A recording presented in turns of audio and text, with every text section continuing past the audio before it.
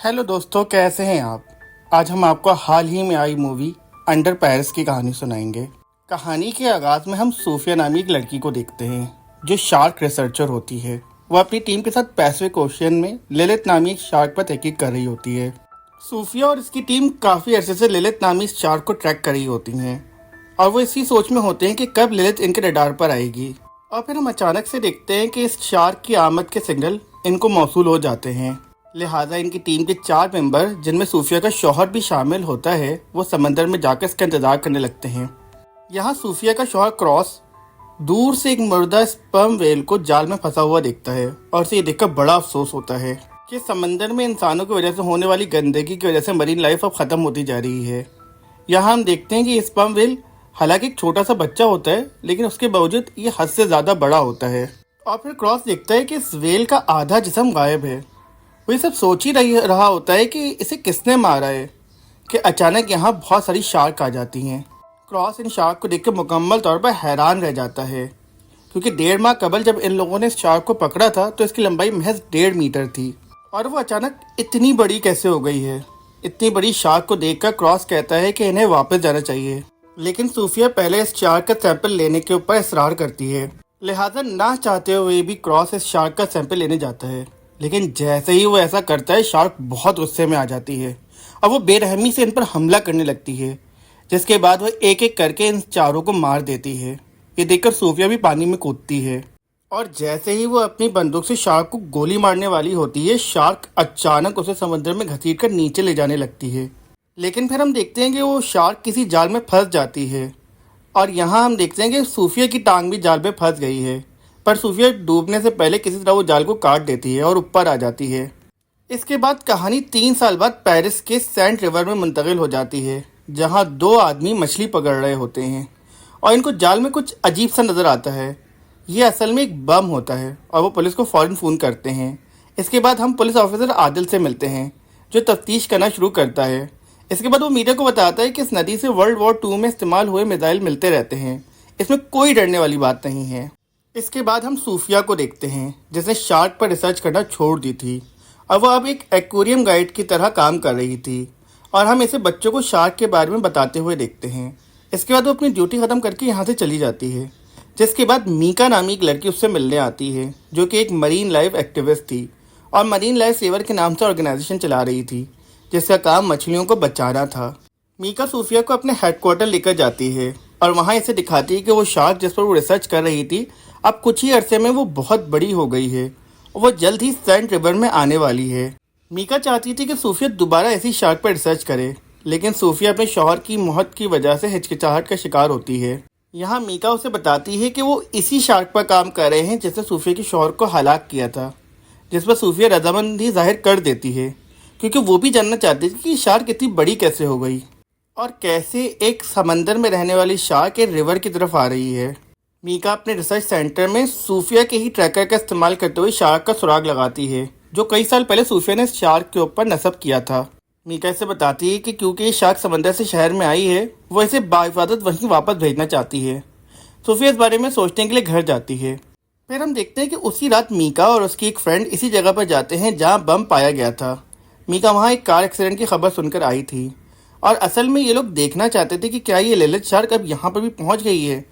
इसके बाद मीका पानी में जाती है और उस कार को एग्जामिन करती है जिस कार का एक्सीडेंट हुआ था, और यहाँ हम देखते हैं कि इस कार के ऊपर बहुत बड़े दांतों के निशान होते हैं, जिसे देख के मीका को एहसास होता है कि ये शार्क के दांत के निशान हैं। फिर इसी दौरान मीका की दोस्त पुलिस को आते हुए देख लेती है और वो मीका को छोड़कर यहाँ से चली जाती है, और क्योंकि इस तरह इन्वेस्टिगेट करना इल्लीगल था, लिहाजा पुलिस मीका को पकड़ लेती है और स्टेशन ले जाती है, जहाँ आदिल से पूछताछ करता है। मीका से शार्क के बारे में बताती है, लेकिन आदिल को इस बात पर यकीन नहीं आता। फिर सीन चेंज होता है और हम सूफिया को देखते हैं, जो शार्क को सेंट रिवर में ट्रैक कर रही होती है और वो देखती है कि शार्क एक बच्चे पर हमला करने वाली है, लेकिन वो इसे बचा लेती है और एंड इसी वक्त उसे पुलिस स्टेशन से कॉल मौसूल होती है और उसे पता चलता है कि कॉल मीका ने ही कराई है।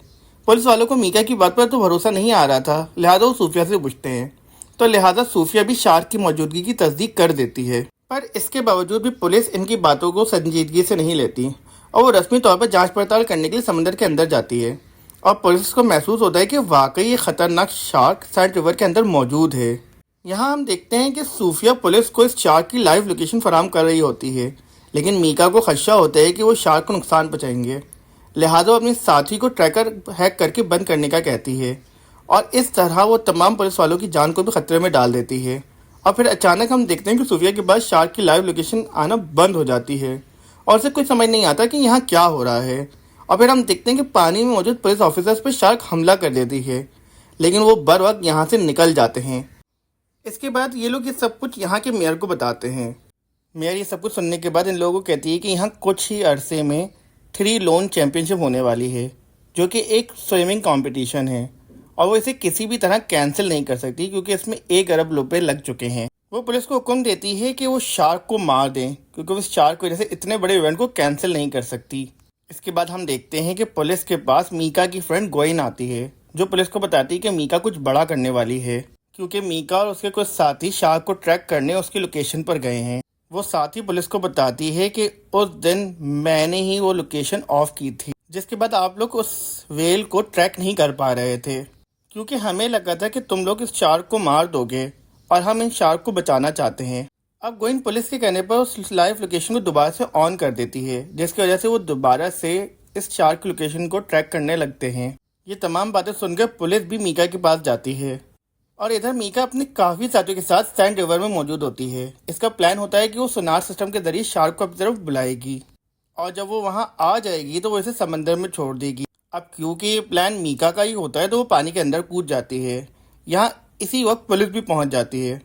पुलिस ऑफिसर आदिल इन सबको यहाँ से निकलने का कहता है, पर इससे पहले कि वो लोग वहाँ से निकलते शार्क वहाँ आ जाती है और वो एक ही झटके में मीका को खा जाती है, जिसके बाद वहाँ अफरा तफरी मच जाती है और इस अफरा तफरी में बहुत से लोग पानी में गिर जाते हैं और इस हादसे में कुल 12 लोगों की जान चली जाती है।